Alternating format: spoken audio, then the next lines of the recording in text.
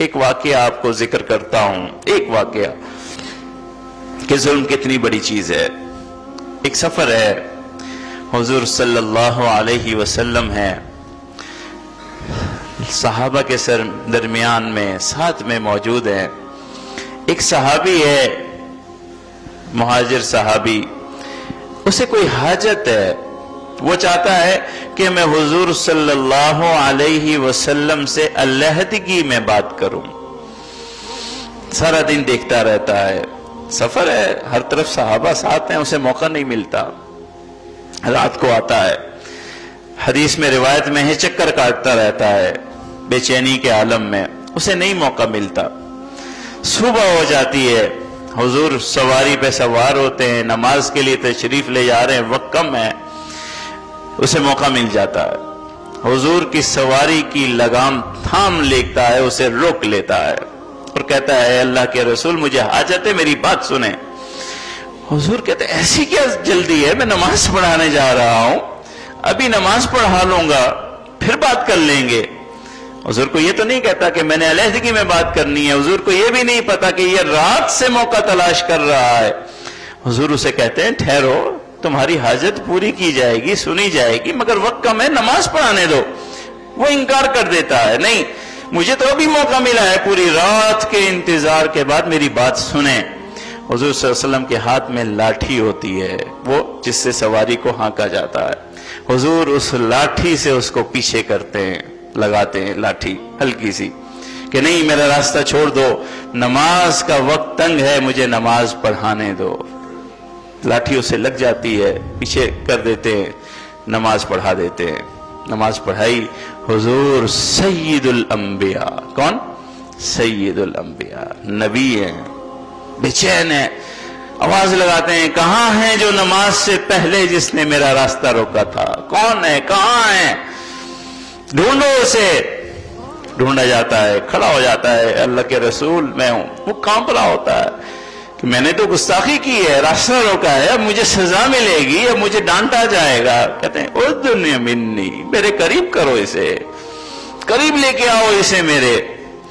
اسے حضور صلی اللہ علیہ وسلم قریب بلاتے ہیں، وہی لاٹھی اس کی طرف بڑھا دیتے ہیں، کہتے ہیں یہ لاٹھی لے لے اور مجھ سے اپنا قصاص لے لے۔ اللہ کے نبی ہیں، اللہ کے نبی ہیں، لاٹھی بڑھاتے ہیں اس امتی کی طرف اور کہتے ہیں یہ لے لاٹھی، اور تجھے لگائی تھی نا میں نے نماز سے پہلے، مجھ سے میرے اوپر احسان کر، بدلہ لے لے اپنا۔ وہ کہتا ہے یا اللہ معاذ اللہ اجلد النبی، میں اپنے نبی کو لاٹھی ماروں، کیسی بات کر رہے ہیں؟ جب اس کا یہ سوال جواب سنتے ہیں تو حضور یہ سمجھتے ہیں کہ یہ نبی ہونے کی وجہ سے نہیں مار رہا، فرماتے لا باس، لا باس، میں ذمہ دار ہوں، تجھے اس کا گناہ نہیں ملے گا، یہ تیرا حق ہے، لے لاٹھی مجھے لگا لے، اپنا بدلہ لے لے، تیرے ساتھ میں نے زیادتی کی ہے، حالانکہ کوئی زیادتی نہیں ہے، زیادتی کی ہے۔ وہ کہتا ہے نہیں، نعوذ باللہ ان اجلد نبی، اللہ کی پناہ، یہ کیسے ہو سکتا ہے؟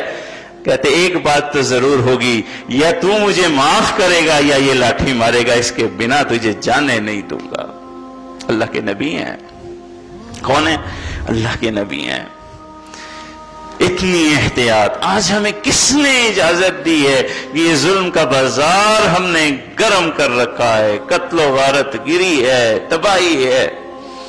ابھی چند دنوں پہلے ہی بچوں کے سامنے ماں باپ کی عزت جان محفوظ نہیں، کیا عالم ہوگا اس ظلم کا، کیا عالم ہوگا؟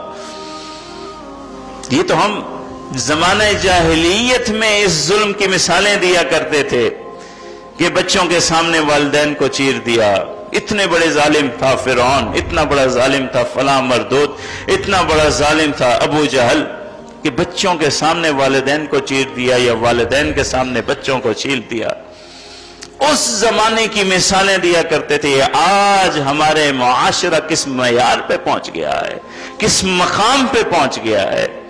معصوم چھوٹے چھوٹے بچوں کے سامنے ان کے والدین کا قتل کر دینا اس معاشرے کے لیے کوئی بات ہی نہیں ہے، اس ظلم کی انتہا کی کوئی بات ہی نہیں ہے۔ اللہ تعالی ہمیں ظلم کرنے سے محفوظ رکھے، اللہ تعالی ہمیں ظالموں کا ساتھ دینے سے محفوظ رکھے، اور اللہ تعالی ہمارے اس معاشرے سے ظلم کی ایک جو لہر ہے اللہ معاف کرے، ظلم کا جو ایک ماحول گرم ہے، اللہ تعالی اس ظلم کے ماحول سے ہم سب کو، ہمارے معاشرے کو چھٹکارا نصیب کرے۔